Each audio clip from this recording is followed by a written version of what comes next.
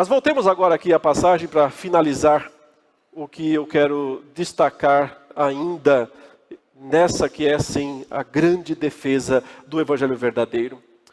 Paulo quer dizer o seguinte: nenhum acréscimo e também nenhuma subtração pode ser feita ao Evangelho.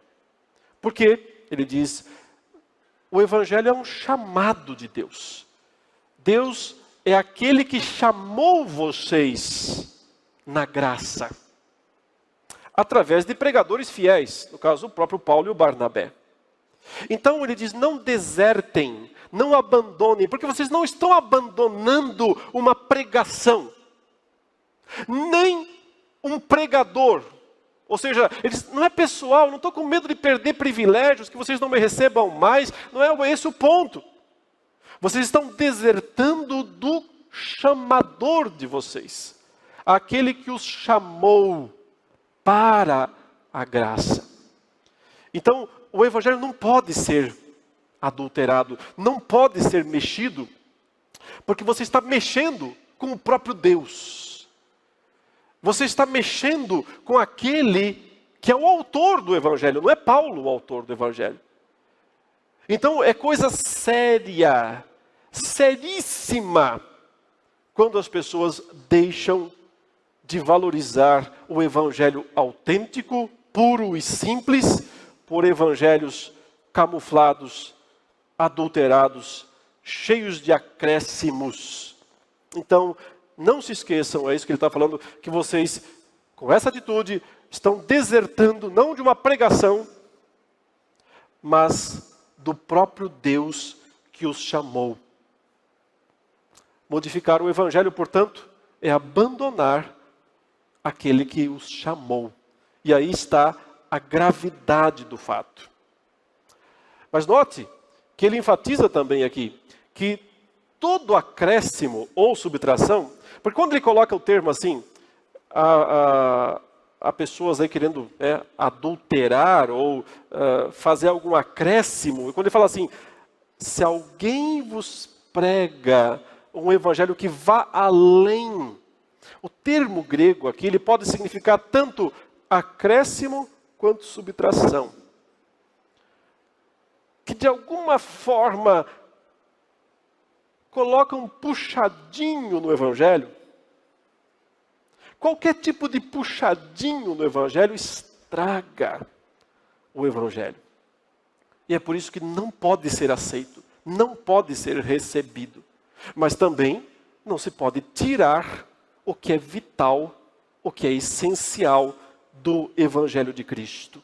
Então, ele diz, todo acréscimo, e o ponto principal aqui era acréscimo mesmo, porque eles estavam acrescentando circuncisão, dieta e o calendário judaicos, todo acréscimo, Paulo fala, na verdade, é um ato de perturbação e de perversão da igreja. E, portanto, só pode ser uma coisa essencialmente maligna. Terrivelmente maligna. O diabo, meus irmãos, não tem apenas um modo, uma maneira de agir. Costuma-se dizer que por algum tempo na igreja primitiva, é claro que isso não é totalmente, não é 100% exato, mas, digamos assim, genericamente podemos falar isso, por um tempo, ele se preocupou mais em perseguir os cristãos, em bater neles. Porque quanto mais ele bate, a ideia é tentar desanimar, enfraquecer os cristãos. Mas foi dito, isso Tertuliano é um dos homens lá do quarto, quinto século, que diz, olha, mas o sangue dos mártires é a semente da igreja. Então parece que quanto mais ele bate, mais ela cresce. Mais a semente surge. Então parece que o diabo entendeu que ele precisava de uma outra alternativa mais eficaz. Que é a velha história de se você não pode com o seu inimigo, una-se a ele. Então o diabo vem para a igreja com todos os seus séquito de seguidores para que se tornem os pregadores. Não sei se você já percebeu, mas quando o capítulo 13 de Apocalipse descreve os dois grandes aliados do dragão, quem são eles? O primeiro é alguém que bate, é alguém que persegue, é alguém que esmaga, né? Na figura de um grande rei, na figura de um homem com poder militar. A segunda figura é a de um pregador, um falso pregador, que é a segunda besta, né? O falso profeta. Ele tem sido muito mais eficaz com os falsos profetas do que com os reis, no sentido de desencaminhar, enfraquecer a igreja. É uma atitude de perturbar e de perverter a igreja. Mas a grande declaração é sim a última, quando ele fala: se alguém vos prega um evangelho que vá além, mesmo que seja eu. Isso é forte, hein? Ele se inclui nessa. Mesmo que nós. Ou um anjo de Deus. Se alguém pregar um evangelho com acréscimos, seja anátema, maldito. O ponto de Paulo é o seguinte, querido. Só há um evangelho, o verdadeiro. Qualquer acréscimo que alguém faz a esse evangelho, a essa mensagem, ou tira alguma coisa, está atentando contra a mais santa e poderosa de todas as mensagens. Paulo fala que o evangelho é o poder de Deus para a salvação de todo aquele que crê. Então, não se pode atentar contra o poder de Deus. E é por isso que ele diz: mesmo que a gente, mesmo que eu, mesmo que um anjo, que seja maldito. Por quê? Porque a pregação é mais importante que o pregador. A mensagem é mais importante que o mensageiro. Isso vale para nós hoje em dia também, que admiramos mensageiros, alguns excelentes que Deus tem levantado.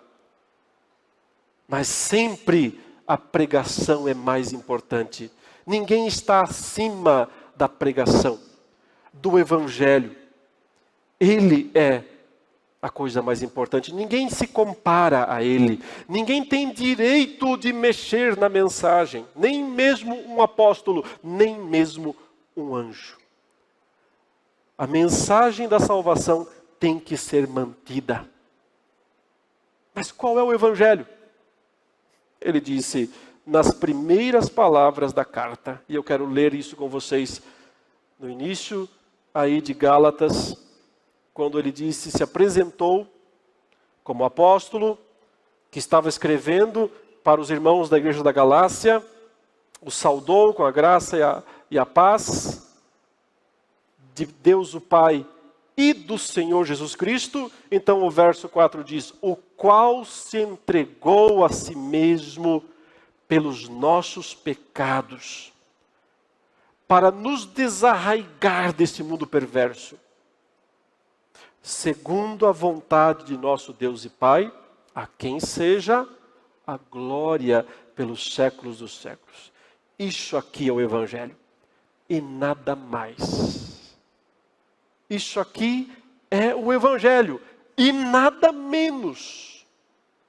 Porque aqui você tem a clara definição de qual era o problema. Nossos pecados, não nossas doenças, não nossa falta de dinheiro, não nossa falta de felicidade ou de afetos. Nossos pecados. E você tem a solução, a única solução. Cristo que se entregou por eles. Voluntariamente se entregou por eles, se deu. Ou seja, foi morto, foi sacrificado, foi rasgado, foi moído pelos nossos pecados. Ele se deu, ele se entregou por eles. Isso é um pagamento de uma dívida a nossa, com Deus, com sua lei, com sua justiça. Uma dívida totalmente paga por Jesus Cristo. com um único objetivo. Qual? Nos tirar, nos arrancar, ele diz. Veja, desarraigar, arrancar pela raiz.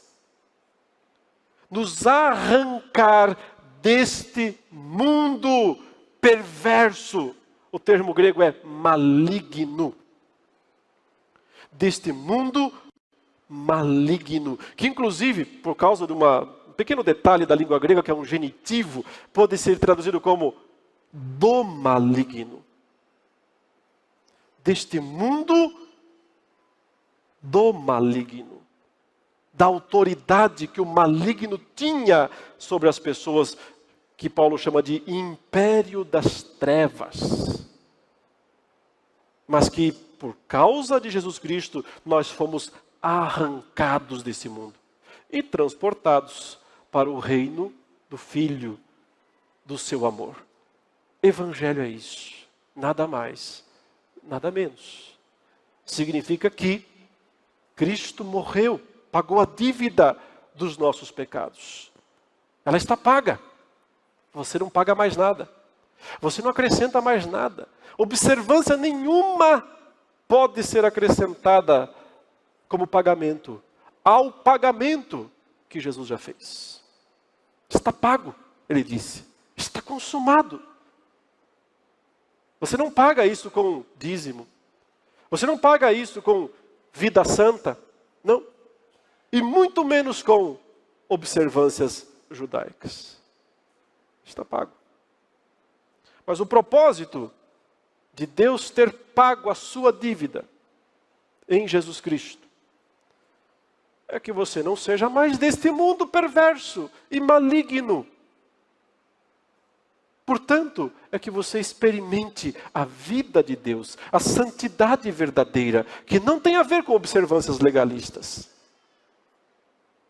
que tem a ver com consagração de vida, devoção verdadeira e profunda, mudança de pensamentos e de hábitos, pela graça. Somente pela graça. Esse é o Evangelho. Qualquer acréscimo vai impedir que ele cumpra a sua função última, que é a glória do Pai. A quem seja a glória pelos séculos dos séculos. Por causa do Evangelho verdadeiro, que resgata vidas de fato e transforma vidas de fato. O nome do Pai também, por esse motivo maior, será glorificado pelos séculos dos séculos. Vamos orar.